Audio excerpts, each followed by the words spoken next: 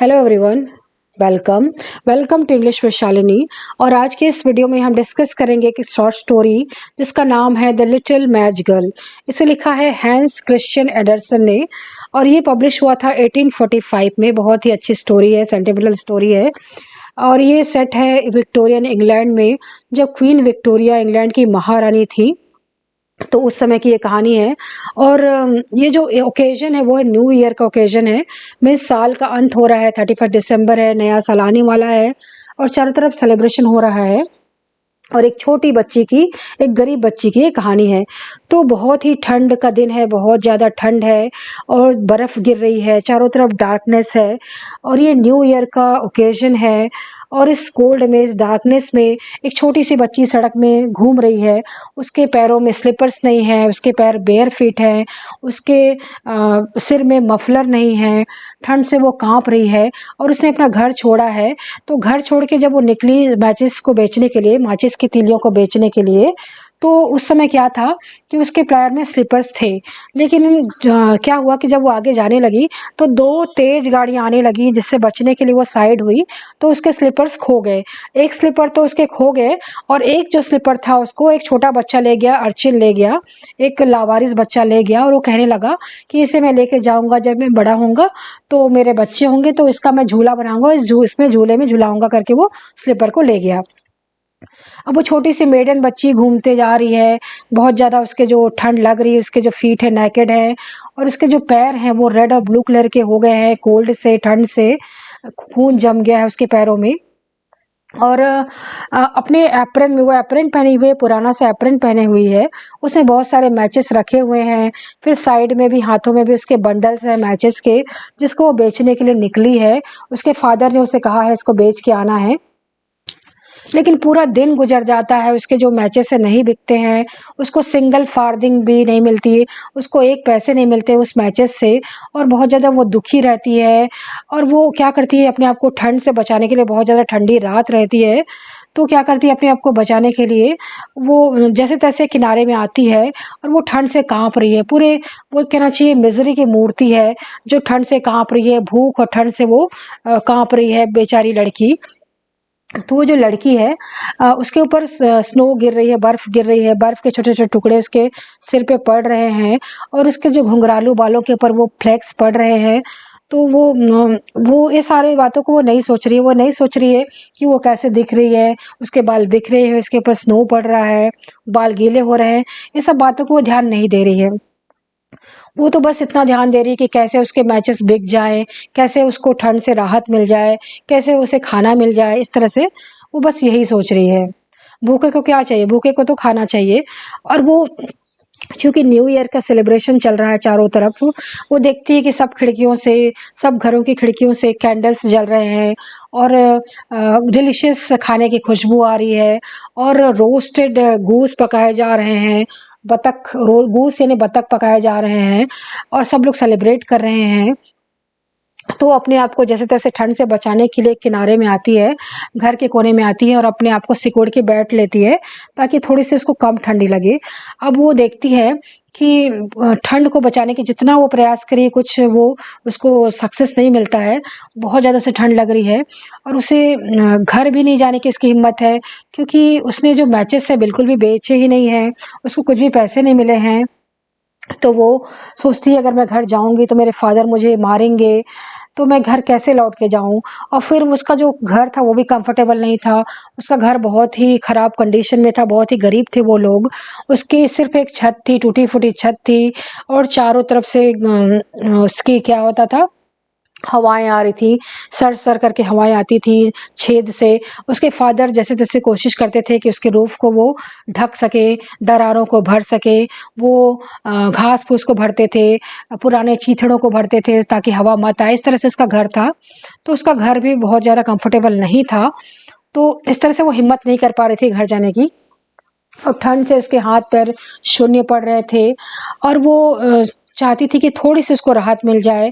वो सोचती है कि मेरे पास तो मैचेस हैं, थोड़ा सा बहुत इसको जलाती हूँ तो थोड़ी सी उसमें से गर्माहट मिलेगी तो शायद अच्छा लगेगा करके। तो एक मैच की तीली उठाती है, हालांकि उसे डर लगते रहता है कि उसके फादर बोलेंगे इसको तुमको जलाने के लिए तो नहीं दिया था, लेकिन वो जलाती है, वॉल पे घिस के जलाती है और रिच की आवाज़ आती है। और फिर अचानक से क्या होता है, बहुत अच्छी सी लाइट जलती है। उसे लगता है कि इसकी जो लाइट है वो कैंडल की लाइट की तरह बहुत ही खूबसूरत सी लाइट है, चमकीला लाइट है, और उसे बहुत ज़्यादा अच्छा लगता है उस मेडन को। फिर उसे इमेजिन करने लगती है, वो इमेजिन करने लगती है कि उस कैंडल की रोशनी में उसे क्या दिखाई देता है कि एक स्टोव जल गई, एक स्टोव है जो उसके सामने आ गई है, और वो जो स्टोव है बहुत ही सुंदर तरीके से जल रहा है। इस तरह से अंगीठी के सामने वो बैठी है और उसमें से गर्माहट आ रही है। उसमें ब्रास के मेटल्स लगे हुए हैं, पीतल के कारीगरी हुई हुई है स्टोव में, और उसका जो गर्माहट है बहुत सुंदर है, उसे बहुत ज़्यादा खुशी दे रहा है, उसे बहुत ज़्यादा गर्मी दे रहा है, ऐसा वो इमेजिन कर रही है। एक तरह से देवा सपने देख रही है, दिन में ही वो सपने देख रही है। और वो थोड़ी सी गर्मी में वो रहती है। फिर जैसे ही माचिस की तीली बुझ जाती है तो उसे महसूस होता है कि वो जो उसका स्टोव है, उसका जो स्टोव था वो आयरन स्टोव, वो भी गायब हो जाता है, वैनिश हो जाता है, जैसे कि माचिस की तीली बुझ जाती है। फिर वो क्या होता है, अगली तीली जलाती है, वो सेकंड तीली जलाती है, तो क्या देखती है कि वो तीली की रोशनी में जो वॉल जहाँ पर वो बैठी थी, वो जो वॉल है ट्रांसपेरेंट हो जाता है और उसके आर पार उसे दिखने लगता है जैसे कोई घूंघट होता है, उस तरह से वो ट्रांसपेरेंट हो जाता है। और वो रूम को देख पाती है। रूम में क्या देखती है कि एक डाइनिंग टेबल बिछा हुआ है, और डाइनिंग टेबल में स्नो वाइट कलर का टेबल क्लॉथ बिछा हुआ है। वहाँ पे बहुत सुंदर सुंदर बर्तन रखे हुए हैं पोर्सलिन के, और वो बर्तन बहुत ही सुंदर है, और बहुत ही सुंदर खाने की टेबल लगी हुई है। और वहाँ पर रोस्टेड गूस रखा हुआ है, बतख का जो मीट रखा हुआ है, और वो स्टफ्ड है, वो उसमें स्टफिंग हुई है एप्पल की, प्लम्स की, मतलब आलू बुखारे बुखारे की। कितना सुंदर लग रहा था वो। फिर अचानक वो इमेजिन करती है कि वो जो डक जो अभी तक जो टेबल था उसमें से वो कूद के नीचे आ रहा है, कूद के नीचे आ रहा है कि लो मुझे खा लो, उसी के पास वो आ रहा है। और उसके अंदर में, उसके ब्रेस्ट के अंदर में नाइफ घुसा हुआ है, फोक घुसा हुआ है, और वो चलते चलते आ रहा है और बोल रहा है लो लो तुम भूखी हो ना तो मुझे खा लो। इस तरह से वो गूस का मीट कह रहा है उसे, इस तरह से उसे लगता है और इमेजिन करती है वो। और वो लेकिन जैसे ही वो माचिस की तीली बुझ जाती है तो फिर वो उसे फील होता है कि वो तो गूस आया ही नहीं, वो तो बस वहाँ पर जो वॉल था वो ट्रांसपेरेंट था ही नहीं, वो वॉल तो बहुत थिक था, मोटा था, कोल्ड था और भीगा हुआ था, बस इतना ही उसे दिखाई देता है। फिर क्या होता है, उसे मज़ा आने लगता है। फिर वो अगला माचिस की तीली जलाती है, तीसरी माचिस की तीली जलाती है।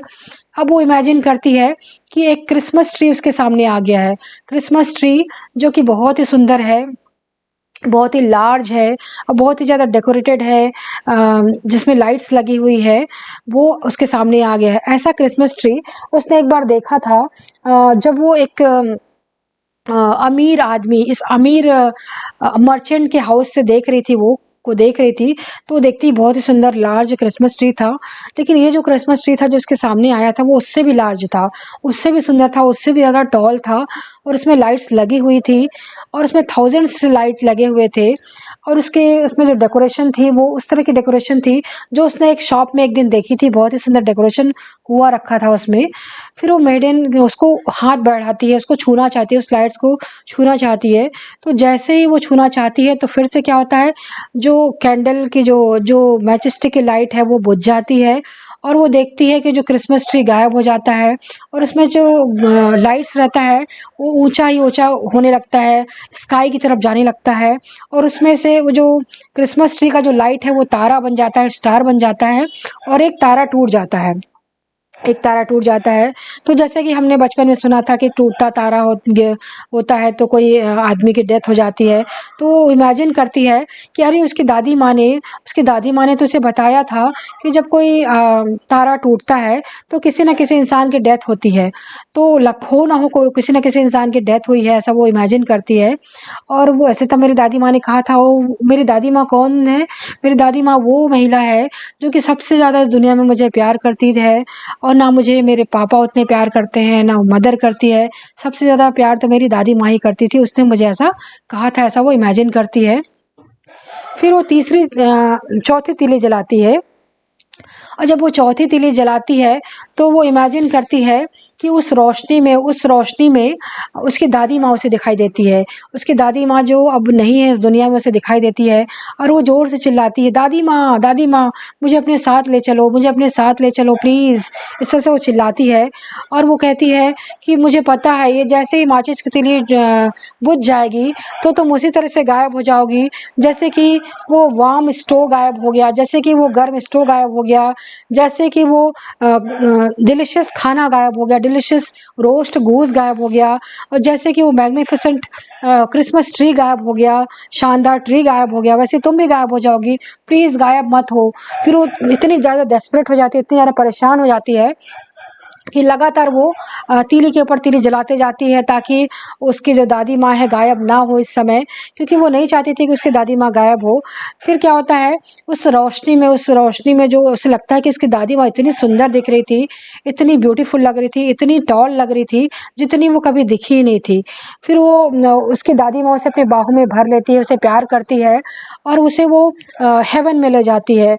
वो हेवन में ले जाती है, आकाश में ले जाती है, क्योंकि दादी माँ की तो डेथ हो जा रहती है, तो उसे अपने साथ ले जाती है, और ऐसी दुनिया में ले जाती है जहाँ ना कोई भूख रहता है, ना जहाँ भूख हो, जहाँ कोई एंग्जाइटी ना हो, जहाँ कोई परेशानी ना हो, जहाँ कोल्ड ना हो, जहाँ सिर्फ भगवान हो, जहाँ उसकी दादी माँ हो, जहाँ सब कुछ अच्छा हो।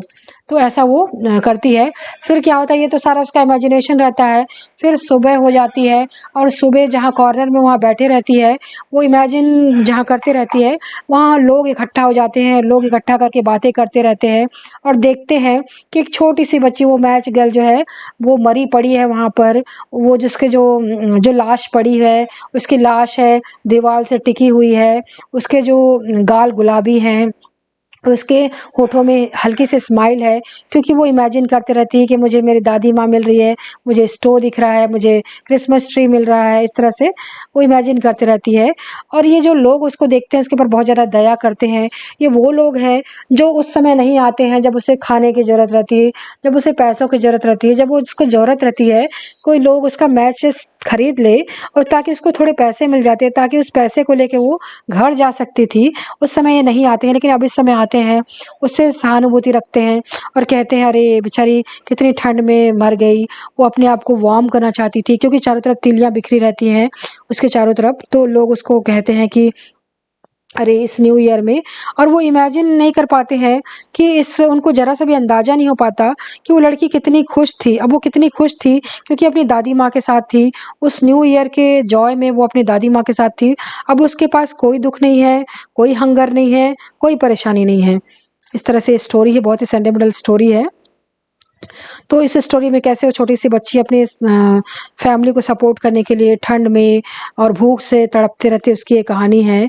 और इसमें हमको एक मोरल मिलता है कि हमको उन लोगों की मदद करनी चाहिए जिनको वास्तव में ज़रूरत है, इस तरह से। और इस स्टोरी में राइटर ने उस लड़की का नाम नहीं दिया है, तो एक तरह से राइटर चाह रहे हैं कि वो जो लड़की है वो कोई एक पर्टिकुलर लड़की नहीं है, बल्कि वो सिंबल है, एक प्रतीक है उन बच्चों की जो कि घर से दूर हैं, घर से अबैंडन्ड हैं, जो भूख से तड़प रहे हैं, जो कि वंचित हैं, इस तरह से जो पुअर है उनका ये सिंबल है। तो ये स्टोरी है। Thank you so much for listening.